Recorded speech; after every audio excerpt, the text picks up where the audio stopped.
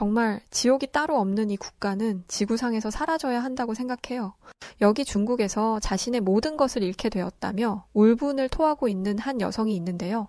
그런 여성 앞으로 한국인으로 보이는 여성이 다가가 무릎을 꿇고 맙니다. 과연 이 여성에게 무슨 일이 있었던 걸까요? 안녕하세요. 저는 중국 상하이에서 살았던 샤오란이라고 합니다. 중국인 부모님을 두었었고 중국에서 태어나 자랐지만 저는 지금 한국인입니다. 지난 과거를 생각하면 지금도 울분을 토하고 싶을 만큼 가슴이 아픕니다. 사연을 듣고 있는 한국인 분들 중에 중국에 이민을 계획하거나 중국에서 살아보려고 준비 중인 분들이 있다면 절대 그러시면 안 된다고 말씀드리고 싶어요.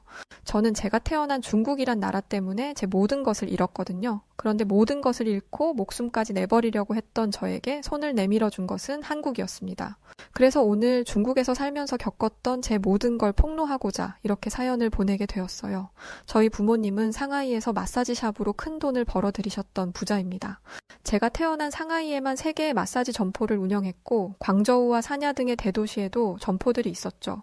아마 가끔 이런 광고들 많이 보셨을 텐데요.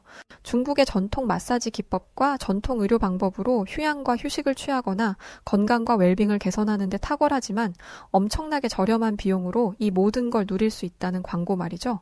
그래서일까 중국에는 전 세계적으로 마사지 관광이 인기가 높은데요. 많은 외국인들이 중국에서 전통적인 마사지 경험을 하기 위해 실제로 밀려들었어요.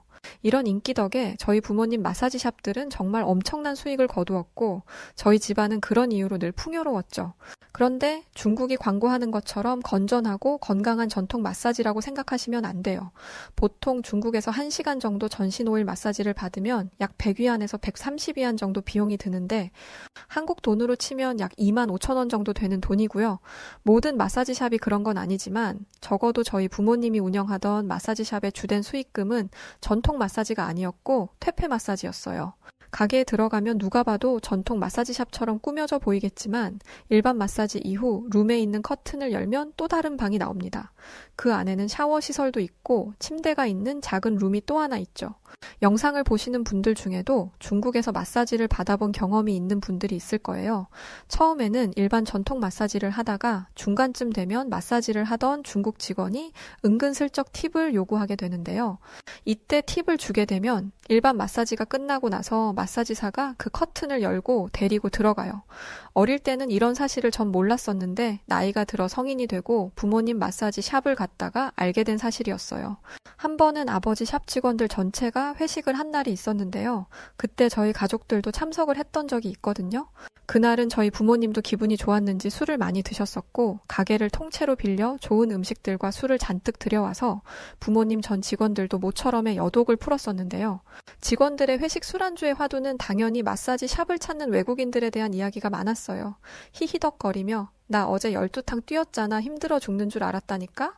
또 어떤 직원은 미국 남자들은 몸이 어찌나 큰지 마사지하고 나니까 온몸이 아프더라 등등의 온갖 이야기들이 나오더라고요.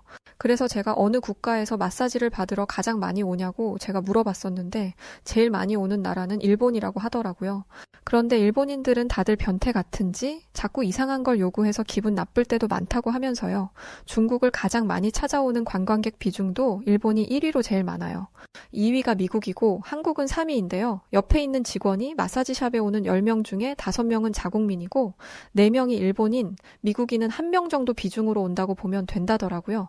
그러면서 가끔 한국인들도 오지만 흔히 보기는 어렵다며 말하고 있었는데 또 다른 직원이 그 말을 끊더니 한국인들이 무슨 돈이 있어서 마사지를 받으러 오겠냐면서 마사지 샵에 와도 나는 가난해서 팁 줄 돈도 없지 싶어 요구 자체도 안 한다더군요. 그런데 다들 신나서 떠들고 있는 와중에 회식 자리 모퉁이 끝에 한 직원이 풀에 죽은 듯 울상을 하며 앉아 있었는데요. 왜 그런지 궁금해서 다가가 무슨 일 있는 거냐며 물어봤었는데 입을 다문 채 아무 말도 안 하더군요. 아무래도 제가 마사지샵 사장님의 딸이라는 걸 알았기에 더욱 그런 것 같기도 했어요. 궁금한 건 못 참는 성격이라 그 직원을 데리고 가게 밖으로 나가서 다시 이야기를 했었는데 저는 정말 여기서 충격적인 소리를 듣게 되었죠. 그 직원이 머뭇거리며 본인이 에이즈에 걸렸다고 이야기했었기 때문이었는데요. 이 사실을 저희 부모님에게도 이야기했었지만 워낙에 예쁜 외모에 몸매도 좋았던 직원이라 저희 부모님이 치료받으면 된다면서도 일은 계속 시켰다고 했었어요. 그 소리에 저는 저희 부모님도 그렇고 웃으며 떠들고 있는 여기 직원들도 다 미친 사람들이라고 생각했었습니다. 그 이후로는 부모님 마사지 샵에 간 적도 없고 아예 관심조차 주지 않았어요. 이런 일도 있었는데요. 저는 평소 웹툰 만화를 그리는 일을 해보고 싶어서 틈틈이 미술 학원에 가서 그림을 배웠는데요. 미술 학원에서 일하던 남자를 만나 사랑에 빠졌고 결혼까지 약속하게 되었었어요. 하지만 이때부터 중국에서 생지옥 같은 제 인생이 시작되었죠. 결혼 전 임신까지 하게 돼서 부모님께 이 사실을 말씀드렸더니 당연히 가난한 남자와 결혼한다고 했으니 반대하셨었습니다. 아기는 지우면 된다면서 말이죠. 그 말에 결혼식 같은 거 안 해도 된다고 생각했었고 그 남자와 동거하면서 아이까지 낳고 살기 시작했었어요. 집도 제 돈으로 샀고 남자가 기죽고 다니면 안 된다면서 좋은 외제 승용차도 사줬었죠. 그런데 시간이 지나면 지날수록 저에게 현금을 요구하더라고요. 집에 들어오는 횟수도 점점 줄어들고 어쩌다 집에 오면 본인의 아이가 있는데도 본 척도 안 하고 심지어 어린 아이가 있는데 그 자리에서 담배까지 입에 물었는데요. 원래 중국인들의 시민의식 자체가 타인을 배려하는 사람들이 아니라서 그것까진 그냥 참을만 했었습니다. 중국인들이 지극히 개인주의 사상을 가진 성향이 강해서 배우자도 결국은 남인 거고 자신의 아이도 남인 거거든요. 그렇게 가끔 집에 오면 뭘 해야 한다 어쩐다 하면서 저에겐 돈만 요구만 해대길래 저는 이렇게 이야기했어요. 더 이상 당신한테 줄 돈도 없고 아이도 키워야 하는데 부모님마저도 반대했던 동거라서 지원을 끊으셨다고 했더니 갑자기 온갖 생욕을 하고는 집을 박차고 나가버리더라고요. 그리고 며칠 지났을까요? 중국 남자에게 정말 학을 떼는 기가 막힌 일을 겪게 되는데요. 왜 그랬냐면 아이와 함께 집에 있는데 웬 처음 보는 사람들이 저희 집에 왔었어요. 그 사람들은 대뜸 저와 아이를 보더니 아이 아빠가 집을 팔아서 자신들이 이 집을 샀다는 이야기를 했던 거예요. 얼마나 황당했던지 그때 생각하면 지금도 손이 떨릴 정도였어요. 그 중국 남자는 사랑이라는 말 하나로 자신의 사리사욕을 다 채우기에만 바빴던 거죠. 어쩔 수 없이 아이를 데리고 부모님이 있는 집으로 들어가게 되었습니다. 하지만 부모님은 자신들의 손자를 봤음에도 본체만체 했었고 저에게도 낯선 사람 보듯 차갑게 대하셨어요. 그리고는 어떠한 경제적 지원도 하지 않으셨는데요. 그런 제가 안쓰러웠는지 어머니가 저에게 작은 가게라도 차려줄 테니 그거라도 하면서 먹고 살라고 하더라고요. 그래서 저는 꼬치를 파는 작은 가게를 차렸는데 꼬치가 타지 않게 구워야 하다 보니 화로불에서 시선을 뗄 수가 없었어요. 손님을 응대하는 것도 버거웠습니다. 아직 4살밖에 되지 않았던 아이를 데리고 꼬치 가게를 오가며 열심히 살았어요. 저에게 비극이 올 거라는 것도 모른 채 말이죠. 장사를 하는 동안 분명 가게 안에서 휴대폰을 보던 저희 아이가 보이지 않았었어요. 아이가 없어진 걸 알고는 너무 놀라 가게 밖으로 뛰쳐나가 아이를 찾았는데 어디에도 아이는 보이지 않았죠. 온 동네를 몇 날 며칠 찾아다녔지만 저는 저의 아이를 찾을 수 없었습니다. 아이를 다시 만나게 된 건 정확히 9일이 지나서였어요. 다시 만난 저의 아이는 싸늘한 시체였습니다. 동네 길가에 맨홀이 열린 차에 방치되어 있던 곳에 아이가 빠졌던 거고 그대로 9일 동안 발견되지 못한 채 그 안에서 죽음을 맞은 거였어요. 그 어둡고 캄캄한 곳에서 엄마를 얼마나 찾았을까 생각하면 온몸이 부셔질 것 같은 아픔이 제 가슴을 칩니다. 저는 확신해요. 분명 그곳을 지나며 저희 아이가 맨홀에 빠진 걸 봤던 사람이 있었을 거라고 말이죠. 상대에 대한 배려 따위도 없고 누구를 도우려는 시민의식 자체가 없는 중국인들이 원망스러웠고 중국이란 나라 자체가 싫었어요. 더 황당하고 기가 찬 건 저희 부모님이었는데요. 그래도 자신들의 손자인데 손자의 죽음에도 아랑곳하지 않고 슬픔에 빠져 지내던 저에게 아버지는 충격적인 말까지 하더라고요. 그러게 쓸데없이 동거는 왜 하고 애는 왜 낳았었냐면서 맨날 집에 처박혀서 신세 한탄만 할 거면 자기 마사지 가게에 와서 몸이나 팔라는 게 아니겠어요? 그 말에 더 이상은 못 참겠다 생각돼서 그날 밤 부모님이 자고 있는 방에 몰래 들어가 귀중품들과 현금들을 챙겨서 집을 나왔습니다. 집을 나와 중국의 거리를 마주하게 되었는데 머리가 띵해지면서 하염없이 눈물만 흐르더라고요. 그 자리에 주저앉아 얼마나 울었었는지 기억도 안 날 정도로 소리내어 울었습니다. 그때였어요. 주저앉아 울고 있던 제 앞에 누군가 무릎을 꿇고 앉아 저에게 손수건을 건넸었는데요. 그러면서 저에게 괜찮으세요? 라고 물으시며 제 어깨를 토닥여 줬었어요. 얼굴을 보니 20대 초반으로 보이는 젊은 여성이었는데 하얀 피부에 얼굴도 예쁜 아가씨였습니다. 타인의 슬픔에 괜찮냐면서 토닥여 주었던 그 아가씨는 한국인이었어요. 저 역시 속으로 당연히 중국인일 리 없다고 생각했었고요. 가족도 남으로 생각해버리는 습성을 가진 중국인이 이렇게 울고 있는 타인에게 부모님에게 손수건을 건네는 일은 상상도 못할 일이니까요. 이 한국인 아가씨는 한국에서 피아노를 치는 음악가였는데 문화 교류를 위한 작은 콘서트 행사가 있었고 공연을 위해 중국을 방문했었다고 했었어요. 누구에게도 털어놓고 이야기할 곳 없던 저는 오랜만에 느끼는 무한한 따뜻한 마음에 저도 모르게 저의 이야기를 모두 털어놓게 되었는데요. 저의 이야기를 들었던 한국인 아가씨는 괜찮다면 저와 함께 한국을 가보면 어떻겠냐는 제안을 했었어요. 저는 중국에서 태어난 중국인이었지만 중국이라면 치가 떨릴 정도로 싫었기에 한국인 아가씨의 제안에 두말 없이 좋다면서 중국을 떠나고 싶다고 이야기했었고 그렇게 저는 제 인생을 박살낸 중국을 떠나 한국으로 향하게 되었습니다. 도착한 한국의 인천공항은 중국에서는 느껴보지 못했던 질서정연함이 느껴지는 멋진 공항이었어요. 중국의 공항은 근처에만 가도 벌써 욕설을 하며 싸우고 떠나가라 고함을 질러대는 중국인들과 공항 로비에서 이것저것 얼마나 주워 먹는지 공항 바닥에 먹다 남은 과자들과 쓰레기들이 나돌았고 난장을 피는 중국인들도 많이 있는데요. 한국은 공항 내부에서 은은하게 들리는 클래식 소리와 너무 좋아 보이는 사람들의 친근하면서 나지막한 작은 대화 소리가 다였어요. 공항에는 젊은 한국인 아가씨의 부모님으로 보이는 분들이 마중을 나와 있었고 저의 이야기를 부모님에게 전화로 했었는지 한국인 중년 부부분들은 이미 저를 알고 있더라고요. 저를 보더니 한국인 아가씨의 어머니로 보이는 분이 다가와서는 안아주었는데요. 마음고생 많이 했다면서 자신의 집으로 가자고 이야기해 주셨었습니다. 그분의 품에 안겼을 때 절 낳아주었던 부모님에게서도 느끼지 못했던 온화하고 시간이 멈춘 듯한 기분을 느꼈었어요. 저에게 한국에 가자고 이야기해 주었던 한국인 젊은 여성의 이름은 이민정이라는 예쁜 아가씨였어요. 민정 씨의 집으로 가는 차 안에서 한국의 도시를 가만히 바라보게 되었는데요. 제가 태어난 나라도 아니고 단 한 번도 와보지 않았던 다른 나라였는데 한국의 거리와 도시를 보면서 왜 주책맞게 계속 눈물이 나는지 모르겠더라고요. 차 안에서 훌쩍거리면서 창문을 바라보고 있던 저의 손을 옆에 있던 민정 씨가 꼭 감싸주면서 아무 말 하지 않고 함께 창문을 바라봐 주었어요. 그날 밤 민정 씨의 집에서 맛있는 한국식 저녁 식사를 하고 많은 이야기를 나누었는데요. 민정 씨가 중국어를 제법 할 줄 알았던 터에 부모님과의 소통에도 큰 문제 없이 이야기를 할 수 있었습니다. 민정 씨에게는 친언니가 있었다고 하더라고요. 하지만 2년 전 교통사고로 세상을 떠났고 아직 그 빈자리와 슬픔에 민정 씨 부모님 분들도 민정 씨도 마음이 아물지 않았다는 걸 느낄 수 있었어요. 그 이야기를 듣고 나니 세상을 떠난 제 아이가 생각나서 저도 민정 씨 가족도 눈시울을 붉혀야 했었습니다. 민정 씨 부모님은 당장 지낼 곳이 없을 테니 필요한 만큼 자신들의 집에서 지내도 좋다고 이야기해 주셨는데요. 제가 살던 중국과는 전혀 다른 한국의 모습과 한국인들의 따뜻함에 다시 태어난 기분이 들었습니다.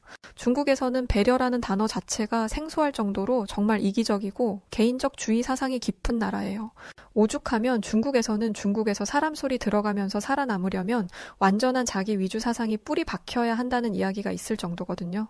조금만 타인이 거슬리는 행동을 해도 온갖 성질을 부릴 대로 다 부리고 막무가내로 하는 터에 두 손 두 발 다 들어야 하는 경우가 많습니다. 중국 사회의 도덕성은 타국에서 방송으로 언급할 정도로 몰락했고 밑바닥을 넘어서 거의 붕괴 수준에 이르러 있어요. 13억 인구라는 인파 속에 정말 별의 별 사람들이 다 있다 보니까 중국에서 살려면 정말 못 볼 거 다 볼 마음 먹고 지내야 간신히 정신은 부여잡을 수 있죠. 그런데 낯선 타국인 한국에서 태어나 단 한 번도 느껴보지 못한 가족이라는 구성체의 온기를 느끼게 된 거예요. 지금 제가 한국에 살게 된 지도 벌써 2년이 다 지나가고 있습니다. 어느 날은 민정 씨 부모님에게 오랜 시간 괜히 제가 민폐를 끼치는 건 아닐까 싶어 직장도 구했으니 나가겠다고 이야기한 적이 있는데요. 제 이야기를 들었던 민정 씨는 무슨 말이냐면서 하늘로 세상을 떠난 언니가 자신을 대신해 다른 언니를 하늘에서 이렇게 보내줬는데 왜 집을 나가겠다는 거냐며 그러지 말라고 말리더라고요. 민정 씨 부모님도 민폐라고 생각한 적 없다며 나가지 말라고 하셨어요. 낯선 외국에서 온 동양인 여자를 가족처럼 아껴주고 대해주는 한국인들의 성숙하고 따뜻한 마음에 무한한 감사와 존경심이 드는 순간이었어요. 이후로 이제는 민정 씨도 저를 친언니처럼 생각하고 있고 민정 씨의 부모님도 저를 자식처럼 아껴주고 생각해주고 계세요. 중국에서 생지옥 같은 삶을 겪었던 상처도 한국에 지내면서 생각하면서 아물기 시작했습니다. 한국에서의 삶은 그야말로 천국과 같았는데요. 한국은 길거리에서 파는 음식들도 매우 위생적으로 관리하며 판매하고 있었고, 사람들이 음식을 먹고 난 뒤에도 주변을 정리하고 나가는 한국인들의 성격 탓에 휴지 조각 하나 없을 만큼 깨끗했었어요. 중국에서 파는 길거리 음식들은 정말 위생 상태가 최악이거든요. 혹시 중국을 가셔야 하는 분들이 있다면 길에서 파는 탕후루를 한번 사보시면 제가 왜 이런 이야기를 하시는지 알 거예요. 탕후루 겉에 먼지가 얼마나 많이 붙어 있는지, 심지어 과일에 곰팡이가 파랗게 서려 있는 것들도 종종 볼 수 있죠. 한국은 또 어디를 나가도 뭔가 정리가 잘 되어 있다라는 생각을 가질 수 있었어요. 도로를 나가도 교통 질서가 매우 잘 지켜지고 있었고, 무단 횡단을 하는 사람도 보기 어려웠으며, 혹여라도 도로에 사람이 있으면 속도를 줄이고 멈춰서 사람이 도로에서 벗어날 때까지 움직이지도 않더라고요. 중국은 무조건 사람보다 차가 먼저라고 생각하고 있는데요. 근데 더 웃긴 건 운전하지 않는 사람들은 또 차보다 사람이 먼저라고 이야기하거든요. 그러니 도로만 나가면 사람이고 차고 서로 자기가 먼저라면서 들이대다 보니까 중국의 도로는 그냥 아비규환이 따로 없어요. 그런데 한국은 이런 교통의식 수준에서도 정말 선진국다운 면모를 보이고 있던 거였죠. 어느 날은 정말 한국에서 너무 큰 충격을 받아서 놀랐던 적이 있었는데요. 생전 태어나 이런 걸 두 눈으로 본 적이 없던 광경이라 보면서도 제 눈을 의심할 정도였던 적이 있었어요. 비가 내리는 어느 날이었는데요. 오전에 민정씨 어머님과 치과에 들렀다 다시 집으로 돌아가는 길이었어요. 도로에는 빗길에 차량들이 서행을 하며 오가고 있었고 저는 어머님과 이런저런 이야기를 하면서 걷고 있었어요. 그때 도로에 흙을 싣고 있던 화물 트럭 한 대가 신호 정지를 하려다 빗길에 미끄러졌는지 굉음을 내며 멈춰섰었는데요. 다행히 충분한 차량 거리 확보를 했었고 빗길이라 서행으로 운행하던 트럭이어서 사고는 나지 않았었지만 화물칸에 실려있던 흙이 일부 도로로 쏟아졌었어요. 땅으로 떨어진 흙은 비가 내리는 도로 위여서 금방 모두 다 물에 젖게 되었고 누가 봐도 도로를 지나던 차량을 저 흙 위를 밟는다면 자칫 사고가 날 수 있을 거란 생각이 들었었어요. 그런데 정말 놀랍게도 중학생 정도로 보이는 한국인 여학생들 4명이 차량이 지나다니지 않는 틈을 타 도로 옆에 있던 공원 안에서 비치되어 있던 빗자루를 가지고 나와서는 도로에 떨어진 흙을 쓸기 시작했던 거였죠. 한 친구는 우산을 들고 빗질을 하는 게 불편했는지 그냥 비를 맞아가면서도 도로를 쓸더라고요. 조금 있으니까 여학생들 말고 주변에 있던 모든 한국 사람들이 도로에 나와서는 흙을 함께 쓸면서 주변을 정리하는 모습을 보여주었어요. 제가 그 모습에 너무 놀라서 한참을 입도 다물지 못한 채 멍하고 서서 바라보고 있었습니다. 어떻게 비까지 맞아가며 자신과 상관없는 일인데도 저렇게 어린 학생들이 저런 성숙한 모습을 보일까 했었어요. 차가 다니는 도로 위라서 자칫 위험할 수도 있을 일인데 말이죠. 그런데 그런 모습에 도로 위에 있던 차량들은 비상 깜빡이를 켜고는 도로를 정리하던 사람들을 보호하며 길을 막고 있었고 한국인들의 이런 모습들로 도로는 금세 깨끗하게 정리되었었는데요. 저렇게 어릴 때부터 타인을 배려하려는 마음가짐이 몸에 있다 보니 당연히 한국 사람들은 도덕적으로 전 세계 어느 국가와 비교해도 가장 우수한 민족이라는 이야기를 들었던 게 아니었나 싶었습니다. 중국은 저런 일이 벌어지면 어떨 것 같냐고요? 아마 중국에서 지금과 같은 상황이 벌어졌으면 그러거나 말거나 누구 하나 신경도 쓰지 않았을 거예요. 그 전에 아마 빗길에 차량 거리 유지도 안 하고 내달리다 앞차와 부딪혀서 사고가 크게 났을 겁니다. 그 모습을 보고 나니까 그때 순간적으로 중국을 가야겠다는 생각이 갑자기 들었었는데요. 그날 밤에 온 가족이 함께 식사를 하던 자리에서 저는 잠깐 중국에 좀 다녀오고 싶다고 이야기했었어요. 제 이야기를 듣고는 민정 씨와 부모님은 갑자기 중국을 왜 가려는 거냐고 물어보셨는데요. 사실은 진작부터 혼자 머릿속으로 계획하고는 있었지만 한국에서 자리 잡으면서 이런저런 일들을 하느라 시간을 잡지 못하고 있었어요. 그런데 낮에 어린 학생들을 보다가 하늘로 간 제 아이가 생각나서였죠. 저는 민정 씨 부모님께 어린 나이에 세상을 떠나야 했던 아들을 만나고 오고 싶다고 이야기했습니다. 민정 씨 부모님은 우리 모두 함께 중국을 다녀오자고 말씀하시더라고요. 하늘로 떠난 아이가 오랜만에 엄마를 만났는데 쓸쓸하게 외톨이로 찾아가면 하늘에서 지켜보던 아이도 마음이 좋지 않을 거라면서 새로운 가족이 생겨 누구보다 행복하게 지내고 있는 모습을 우리 모두 함께 가서 아이에게 보여주자는 거였어요. 그 말씀에 눈물이 한없이 흐르더라고요. 전혀 생각하지도 못했던 제 안에 어떻게 한국인들은 세상을 떠나 하늘로 간 아이에게까지 이런 배려를 보일 수 있는 걸까? 정말 온몸에 소름이 돋으면서 그 고마움이 어찌나 산처럼 거대했는지 상상도 못했던 기분을 느끼게 되었었어요. 저와 민정씨 그리고 민정씨 부모님까지 중국에 함께 가게 되었는데요. 몇 년 만에 다시 밟은 중국은 그때나 지금이나 별반 다르지 않은 모습을 하고 있었습니다. 공항 곳곳에 온갖 쓰레기들이 널브러져 있었고 서로 입출국을 먼저 하겠다면서 새치기하고 싸우고 고함 지르는 중국인들의 모습까지 제가 중국을 떠나던 그날을 다시 재현이라도 하는 듯 똑같았어요. 그 모습에 민정씨 부모님도 많이 놀랐는지 얼른 공항을 벗어나자고 하시더라고요. 하지만 공항 밖이라고 이런 지옥 같은 모습에서 벗어날 수는 없었죠. 공항을 나서자 도로에 크락션을 울려대는 차량들과 무단 횡단을 일삼는 사람들까지 중국에서 자란 저도 귀가 멍멍할 정도로 정신이 하나도 없었는데요. 민정씨 부모님도 이런 아비규환 속에 조금만 어디서 쉬었다가 가자고 하셔서 가까운 카페에 들어가 커피를 마시게 되었습니다. 하지만 커피숍도 시끄럽긴 매한가지이긴 했지만요. 카페에서 아이를 보낸 곳을 갈 차편을 예약하려던 그때였어요. 누군가 절 보고는 다가와 인사를 했었는데요. 처음엔 저도 누군지 몰라서 당황해하다가 자세히 보니 예전에 부모님 회식 자리에서 웃고 떠들던 직원이더라고요. 그 직원은 저에게 제 부모님 어떻게 지내고 있냐고 묻길래 그 말에 저는 아니 함께 마사지 샵에서 있는 거 아니냐고 오히려 반문했더니 부모님 운영하던 마사지 샵에 에이즈가 온 점포에 나돌아서 모두 다 운영 중지되었고 에이즈가 돌았던 마사지 샵으로 소문이 나면서 가게를 모두 접게 되어 자신도 그만둔 지 오래되었다고 하더라고요. 그 말을 듣고 저는 그래도 절 낳아준 부모님이라고 걱정은 살짝 돼서 전화를 했었는데요. 몇 번을 전화해도 전화를 받지 않더라고요. 그 모습에 민정씨 부모님은 그러지 말고 전에 부모님이 사셨던 집에 함께 같이 가보자고 하셨었고 저희는 그렇게 예전에 제가 지냈던 부모님 집으로 가게 되었었는데요. 하지만 도착한 집에서 저희는 부모님 대신 낯선 사람들은 만날 수 있었고 이미 오래전에 그 집은 팔려서 주인이 바뀌었고 전에 살았던 저의 부모님의 행방도 알 수 없다는 이야기를 전해 들을 수 있었어요. 그 이후로도 지금까지 절 낳아준 부모님과 연락이 닿지 않고 있고 저도 일부러 찾으려 애쓰지 않았습니다. 저희는 제 아이를 하늘로 보냈던 중국의 동해라는 바다로 갔습니다. 중국의 동해는 제가 지냈던 상하이에서도 400km나 떨어져 있는 먼 곳이었는데요. 최대한 아이와 함께 지냈던 곳에서 일부러 먼 곳으로 가서 아이를 보냈기 때문이었어요. 아무도 저희 아이에게 손을 내밀어 주지 않았던 그 동네와 그 중국 사람들을 기억하지 말라는 생각에서였기 때문이에요. 저는 한동안 바다를 바라보면서 지난 날을 회상했고 지금 제 옆에 있는 한국인 가족분들을 진짜 제 가족이라고 생각하고 더 이상 중국인이 아닌 한국인으로 남은 삶을 살 거라 다짐했습니다. 하늘로 떠난 아이에게 음성 편지를 보내고 싶어서 함께 동봉해서 보내주셨었는데요. 천국에 있을 샤오라님의 아이에게 이 메시지가 잘 전달되길 바랍니다.